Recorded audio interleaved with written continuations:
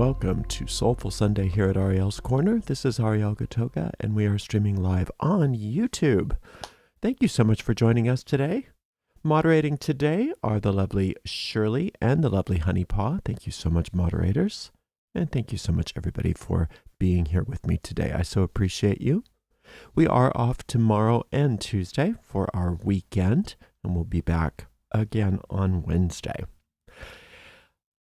Our website is located at arielscorner.com, arielscorner.com, and that's the home to all of our free courses, free booklets, and etc. At the bottom of every page on our website, you can find links to all of our social media, and that includes our Discord server and our private Facebook group. We'd love to be able to see you there and chat with you. It's a nice place to just get together with us. Another place to get together with us is on our chat thread right here live on this stream. So please chat amongst yourselves. And if you have any questions for me, you can put them right in the chat thread. I do work directly after this stream. So as long as I don't go on too long, which I sometimes do, I will be able to get to any questions if there are any. If you'd like to donate to this channel, you can do that by going to paypal.me/Ariel Gatoga, paypal.me/Ariel Gatoga, or on YouTube, you could use a super sticker, super chat, or super thanks if you feel like giving us a donation. Another way to support us is by visiting and shopping at our shop. And you can find that at arielscornershop.com, arielscornershop.com. We do appreciate your support. And what we mostly appreciate is that you're here. So thank you for being here. I think I said everything, didn't I? I don't think I forgot anything. If I did, it can't be that important. So we'll begin. If you are in a place where it is safe and appropriate, please close your eyes and begin to take some nice, long, slow, deep, relaxing breaths in through your nose and out through your mouth. With every inhale, feel more light and peace entering your body and mind. With each exhale, allow yourself to just drop all tension from the body, along with anything in your mind that you do not want. Inhaling peace and exhaling as you let go. We picture ourselves on top of a beautiful mountain, in the center of a circular grove of trees.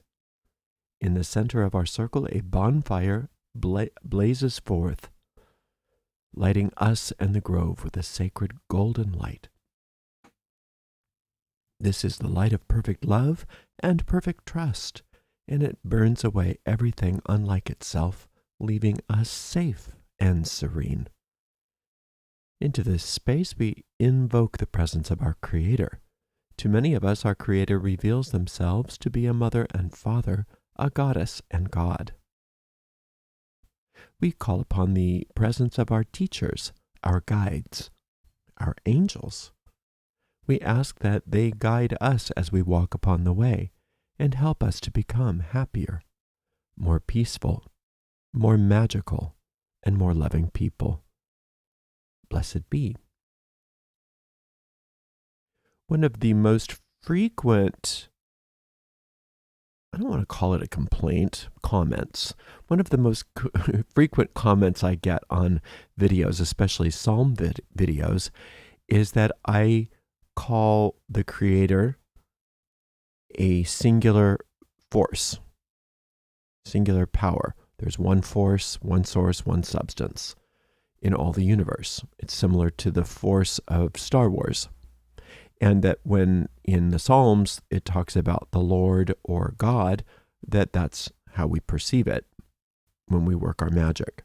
It's pre-gender and it's beyond all separation, and therefore it is one.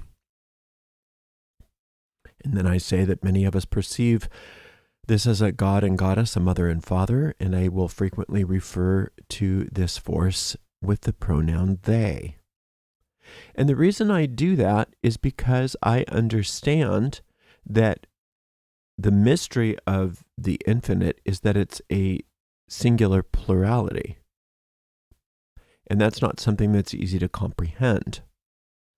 But they, for me, is a very appropriate pronoun to this singular force that is a mother and father, a god and goddess. Now, it's hard to understand what I'm saying sometimes when I do that, and it does cause some people to have a bit of frustration. But let's look at it this way. I was raised in the Catholic Church, and they were constantly trying to explain to me Father, Son, and Holy Spirit, and it never made sense. I couldn't understand. What is Father, Son, and Holy Spirit? Is there one God, or are there three gods? What is this? And it was very challenging for me because they didn't have a good answer. But once I got into the craft, it all clicked. I said, oh, I get it. Mother, father, child. Well, that's easy. There's one family, there's one unit, there's one power, and it acts through the act of creation as this mother, father, child. God and goddess makes a lot of sense to me. Now, if we were to look at the god and goddess as just as an inanimate object for a moment, like a battery or a magnet, let's use a battery. If you were to cut the battery in half, you wouldn't get two batteries. If you were to cut a magnet in half, you wouldn't get two magnets. You would get, well, with the magnet especially, you would get two magnets, and they would each have a positive and negative mother-father pole, male and female pole. If you cut a battery in half, you'd just get a nothing because it would cease to work. But we understand that without these two poles, neither of these things can operate properly. And so that is masculine and feminine, but they are operating as a unit.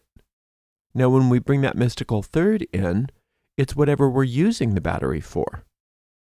So, in that regard, God, goddess, child would be positive pole, negative pole, light, my flashlight. Positive pole, negative pole, play my radio. Positive pole, negative pole, whatever you're using the battery for. So, like I said, when I got into the craft, all of the theological misunderstandings just kind of made sense. And now when I moved forward with my craft and I started to study the Kabbalah and started to study some of these other disciplines, it solidified it even more that there's a mother and a father and a child. And who's this child? It's us. It's us. And that means that we are one with God.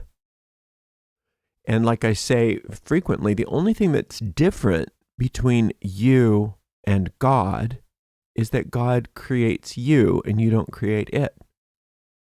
The battery lights the flashlight up, but the flashlight is one with the battery. Without the battery, the flashlight wouldn't work. Without the mother and father, you wouldn't be here. You wouldn't work. But together, you are that mystical trinity. And therefore, you also are part of God, if you will. You are part of divinity. Because it is one, who you are is one with that mystical polarity. And so mother, father, child is a singular force, and you're part of it. And that's the whole idea behind many of the things we talk about here, is that we believe that the battery is separate from us. We believe that we are different than, separate from the battery, and that we are flailing about all by ourselves. This idea of separation is what we would call a dream. We're dreaming that we're separate from this force. Dreams are constructs. Think about when you dream. When you wake up from a dream, you don't believe that that really happened in the physical world anymore. You understand that that was a construct of your mind. Well, the dream that we're dreaming in this world is a similar kind of dream. They lack any true causation. Dreams are as if you are the flashlight separate from the battery. There's no cause and effect. The dream makes we're dreaming that we are the cause of our own reality. We're separate from our source. And when we dream dreams that we're separate from our source, we are free to do that. We have every right to use our minds that way if we want to. But then what we get is we get the effects of that. Because the dream itself isn't true. It's not true. But we believe it's true, so we act as if it's true.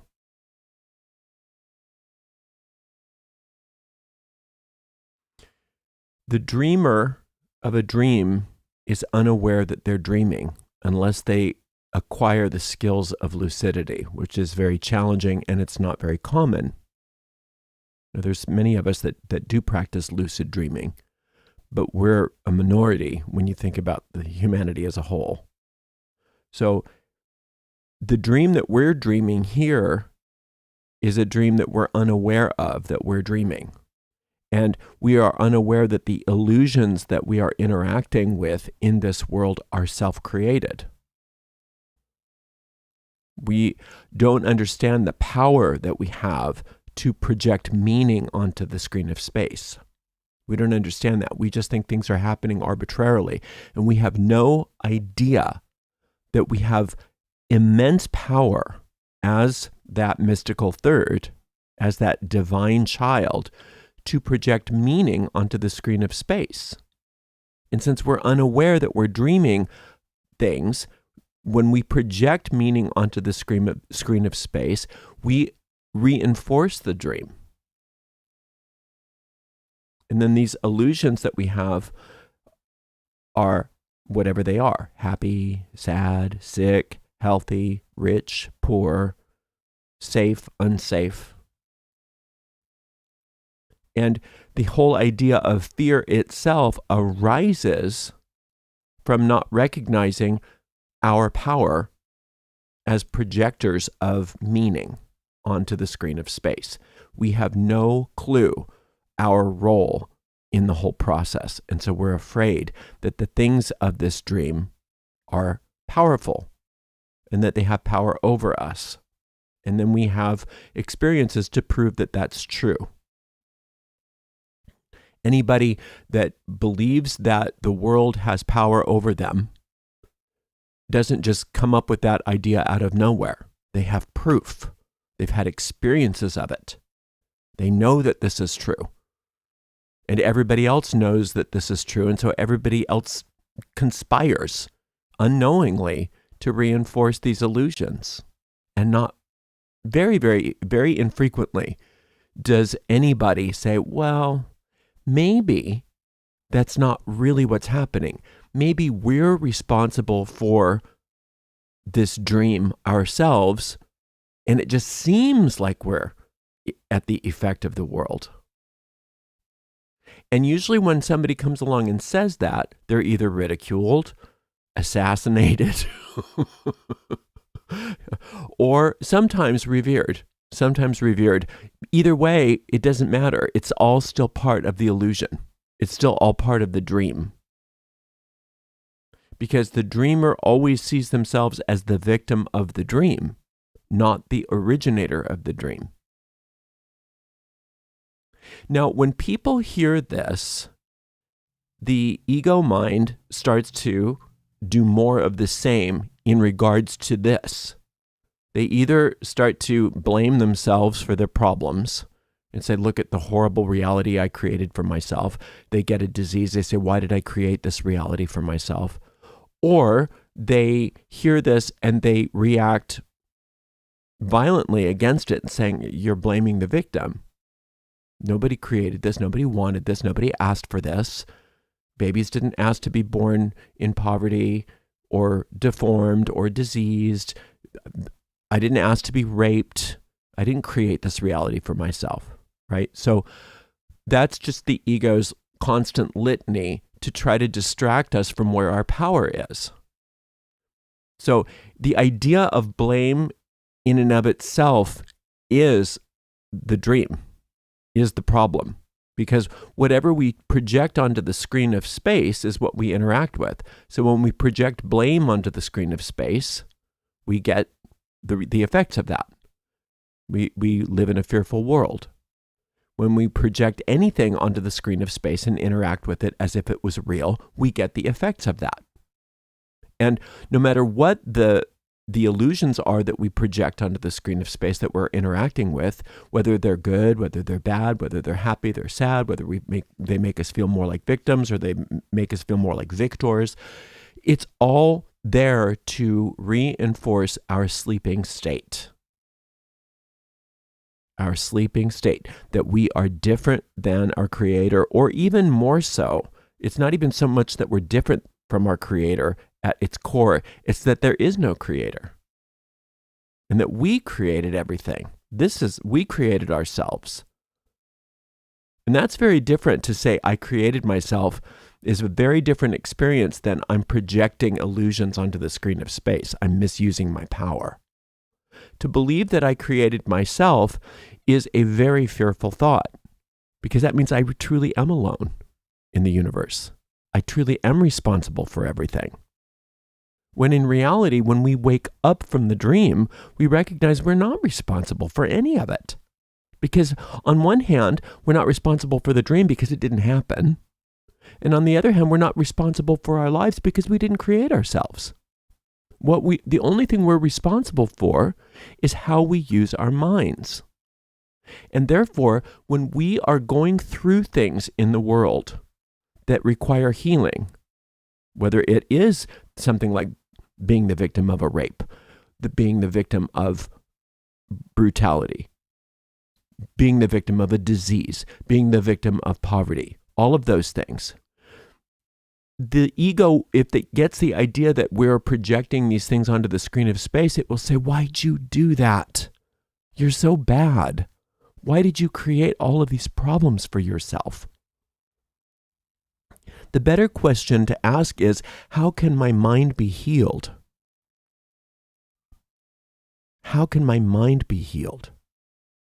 And when you start to understand that that's the only thing that needs to happen, is that our minds be healed so that we stop doing these things. We stop misusing our minds. Then the responsibility is taken off of our shoulders. We don't have to know how to do it. We aren't the ones to blame, because nobody's to blame. How do you blame somebody for something that never really happened? In the dream, of course, it happens. But in reality, it didn't happen. In reality, you were dreaming. In reality, you were experiencing a nightmare. So yeah, on one hand, you could say you were responsible for the images in your nightmare because you were misusing your mind, but only because you didn't know any better. Only because you fell asleep. And that's that whole mystery of the demiurge. The whole mystery of giving us freedom of thought before we understood how to use our minds creates this matrix of cause and effect relationships that are meaningless, so that we live in a fearful world and that we believe that we're victims of this world and there's no way out. That's the misinterpretation. That's a misperception of the whole idea of cause and effect. Because the idea of cause and effect has been flipped in our minds. That's how the separation occurred. The idea that we could possibly deprive our Creator of our existence, of our relationship with them. We imagine that we created ourselves on some level, and that we've reversed the laws of cause and effect. We're the cause of our own world. We're the cause of everything. When in reality, we're the effect. We're the child. We're the divine child. And ultimately, if you just think about it logically, say the mother, father, positive, negative pole on that battery, creates you, extends itself as you through love. If were allowed to just continue on to that in that same line of creation, it makes sense that your role would be to be a creator in your own right. If you're just, what species in the world is born that's unlike its parents? If two dogs get together and have puppies, those puppies are very much like their parents. They are dogs. They're not fish. So when the infinite creates you as a soul, you're created just like the creator, which means you have powers of creation, and you're supposed to create. But when we start to believe that we're separate from our creator, our ability to create doesn't go away. It just gets thwarted. It just gets misused. It just gets used in ways that cause us problems. So the healing of all of that is through awakening from the dream. Makes sense, doesn't it? If the problem is that you're sleeping and having a nightmare, the best thing to do is wake up and realize that it's not really happening. Awakening itself undoes the confusion between cause and effect that we've created for ourselves. It shows the dreamer that they're the source of the dream and our own and all the fear that we're experiencing. And it shows us that the fear that we're experiencing isn't causative. So it doesn't really have any effects other than within the realm of the nightmare itself. Because fear doesn't exist because it's not the will of a loving creator. Fear only exists within our miscreation. So awakening from the dream starts to reveal to us that the mind that created our world didn't create the mind. Our mind is powerful, and it has the ability to create any way it wants to. We've been given that freedom. But we didn't create the mind that's doing that. We didn't create that. What we created was things out of the mind. We used our mind, but the mind was created for us because we're an extension of that mind.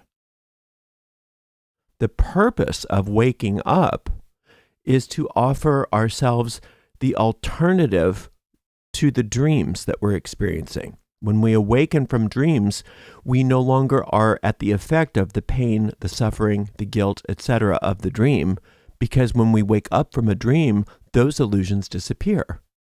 Think about the last time you had a horrible nightmare and you woke up. It might have taken you some time to recognize that it was a dream, but eventually you got it. You woke up and you're like, oh, thank goodness that wasn't real. Well, the same thing is going to happen to you when you wake up from this dream, and to me and to all of us. So the process of awakening begins when the dreamer recognizes that they're dreaming and recognizes their own role in the creation or the projection of fear. And the fear itself is unraveled by seeing that it has no real effects. Only within the realm of a nightmare does that fear have any effects. The mind then, when it awakens, becomes free to make choices that are outside of the illusions, that are not reactions to the images within the dream or the nightmare. When you realize that you're dreaming, you then are able to use your mind constructively and make choices about what you want to think, how you want to perceive things. Whereas if you're dreaming, you're just reacting to the images in your dream. Which, by the way, doesn't make you a bad person. That's part of the whole ego game, is if you start to catch on to the ego's game, then the ego tries to use its own game against you by saying, why are you so stupid? Why'd you let this happen? Why are you creating illusions for yourself? Why are you living in a fearful world? What an idiot, right? So when that kind of stuff happens, recognize it for what it is. That's not the will of a loving creator for you to feel worse about yourself. The will of a loving creator is for you to gently awaken from it and recognize that everything is beautiful and that you didn't do anything wrong. You're not a sinner. You didn't do anything except for fall asleep. And that's not a sin. It was just a misuse of your mind. That's all. And how did you do that? Because you fell in line with the matrix. You fell in line with this whole idea of this one simple idea that you're separate from your creator, that you're all by yourself, and that we're a bunch of all by ourselves people that have to either learn how to get along or fight each other for the limited resources of this world, in this world. So that separation matrix becomes unraveled when you wake up and the world's dreams start to disappear for you. And the body and the world it's outside of us are then seen as neither good nor bad, neutral things on the screen of space that can have any function that we desire. And when we ask a higher power within us, that higher intelligence within us, to show us the real purposes of our body, the real purposes of the world, the highest purpose of anything within the screen of space, then we are taught how to use our minds in a different way, and we can start to choose how we project things onto the screen of space so that they start to reflect the truth of who we are rather than just going along with the matrix. So when we accept responsibility for the dream that we're having and stop projecting blame outward onto the world, we start experiencing a different world. And we do that not by making ourselves feel bad that we're somehow responsible, but recognize that we picked up a bad habit along the way and we didn't even know. We didn't even know. Nobody told us. When you were a kid, nobody said, now be careful how you use your mind, because if you project fearful thoughts upon the screen of space, you will interact with them like they are real, and you will have a very difficult life. Nobody says that to you. We just do it. We pick it all up. Everybody learns everything telepathically. So there's nothing wrong with you. You didn't do anything bad. And that's the whole message of rising on that serpent path on the tree of life, is that you didn't do anything bad. You're just unlearning a lot of bad mental habits that you picked up along the way. So in that way, you actually were victimized. You were victimized by a bad thought. But even that, when it loses its function as far as being able to awaken you, is unusable as a thought as well. It's just another projection. So as you climb those, and any of you that are working with the Kabbalah, as you climb those paths on the tree of life, you recognize that there's a lot going on beneath the surface automatically in your mind that is creating an experience for you that you don't want. And when you recognize it for what it is, you stop doing it. You just stop. When you recognize it, you don't want to do it anymore. You know, if you recognize that the reason why my head hurts so much is because when I bang my head against the wall like that, it ends up hurting. Maybe once you realize that you're banging your head against the wall and that's causing you the pain, you say, oh, maybe I won't bang my head against the wall anymore and I'll feel better. It's the same kind of thing when we rise up the tree.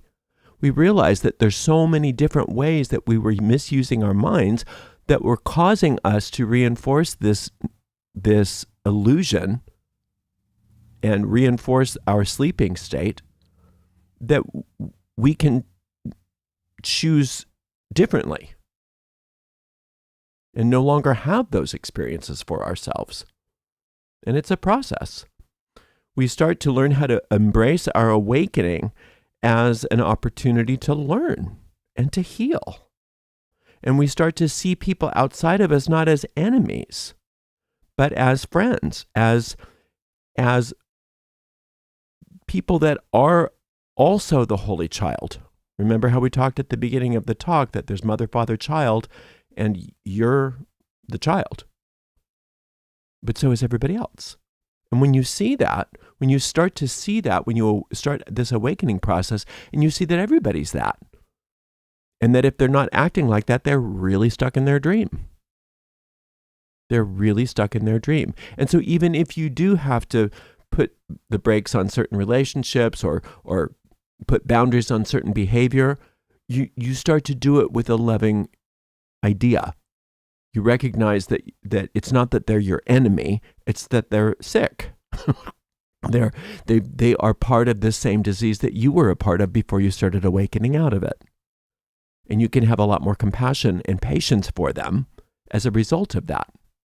And that even though people still might bug you and still might annoy you and still might be people that you need to protect yourself from, you're not doing it with the same misunderstandings. You're seeing them as actually part of you, one with you.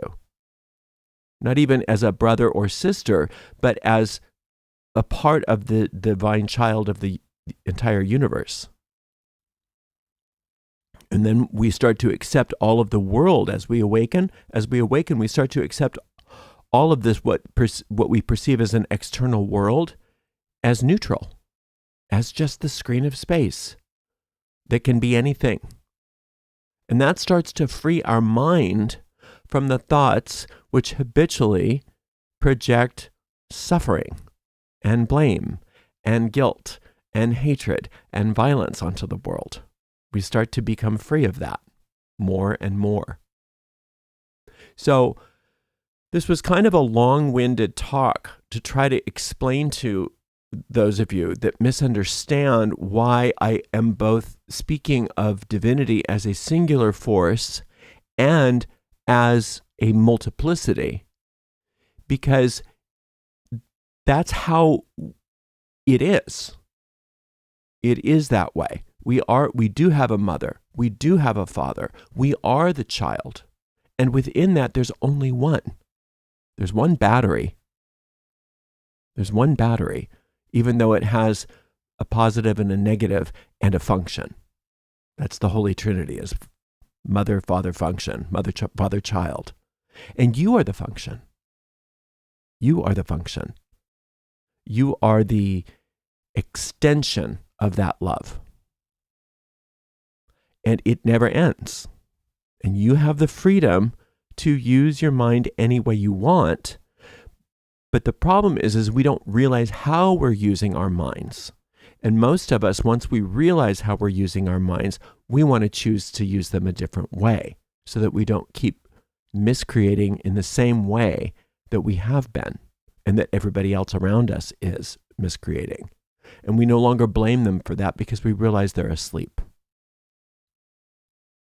Father, forgive them, for they know not what they do. That's all that means. They're just asleep. They're asleep. They don't know any better. They are in the throes of a bad nightmare.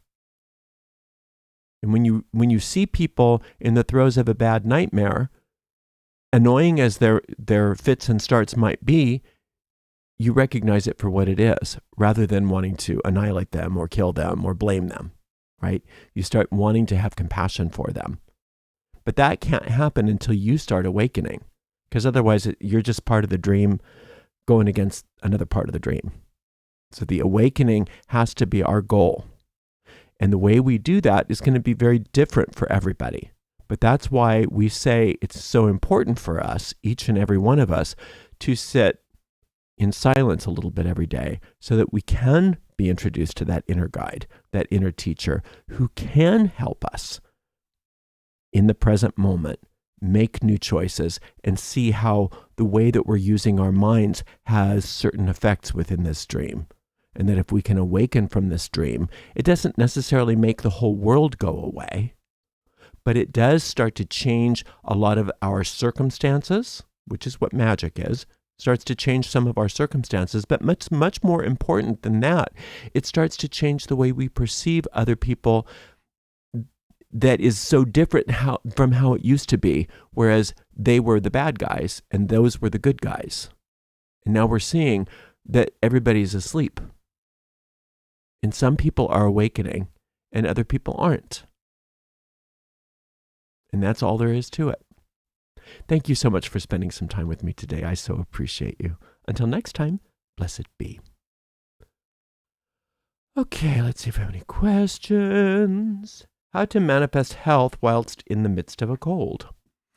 Well, one thing I do if I'm having that, sometimes I just need to let myself be sick. Sometimes the cold is nothing more than my body saying, you're overdoing stuff, you need a day off, if I don't give myself a day off, sometimes I will get a cold or a flu or something like that. But if it's not that, and I just need to, and I need to move past something quickly, what I tend to do is I usually take a keyword like health, and I just meditate on it in a relaxed state of mind. I go to sleep with the word health on my mind. I wake up with the word health on my mind. Sometimes I'll do one of those broadcasting talismans with the word health in it. I have a video on how to make those broadcasting talismans. I'll do that and let that talisman broadcast that idea of health for me. And I've noticed that can be very, very helpful. What was his name? Coué? Emile Coué? He did it in French, but he used to give the assignment of having a sort of inner mantra of it's passing away. It's passing away. So whatever you're having, it's passing away, or it's passing away now. And you just keep repeating that to yourself in a relaxed state of mind, that it's passing away now. And it can really make a big difference as far as moving through you. Sometimes, there's many reasons why we get sick. And I know the doctors will say, well, the only reason you're sick is because of a virus. But I guess my question is that why are some people more susceptible to the virus? And then they will explain, well, because they have a lower immune system than these people do. Then my question is, well, why do they have the lower immune system? And then there's always some sort of external reason. But as magicians, we don't just stop at the external reasons. We honor them, but then we have to say, well, what can we do to change those external reasons? How can I, have a better immune system? How can I get beyond this illness? And the way I do it is with ideas, with thoughts, relaxed thoughts, where I'm replacing the thought of the cold with the thought of health. And sometimes that really works. Sometimes it doesn't. Sometimes I just need to be sick. It's just the way it is. Sometimes I just need to be sick for whatever reason, and I don't always understand it. But the bulk of the time, I can usually get to the other side of a cold pretty quickly. But sometimes I can't. Sometimes I just can't. And I think, like I said, a lot of times it's just my body's way of telling me to stop, have a day off. So usually if I give myself an entire day off where I don't do anything, I don't have any responsibilities, I've noticed I'm less prone to colds. Hope that helps. Okay. Well, that was a good question. Thank you for that. Thank you so much for being here, everybody. Thank you so very, very much to the amazing moderators. Today we had Honeypot and Shirley. Is that right? Did I do that right? Oh, please tell me I did that right. Let me just look here. I hate it when I make mistakes. Yes. Today we had the lovely Honeypaw and the lovely Shirley, and I see the lovely Dre on the chat thread as well. Thank you all so very much. And we will see everybody on Wednesday for Witchy Wednesday. Until then, blessed be.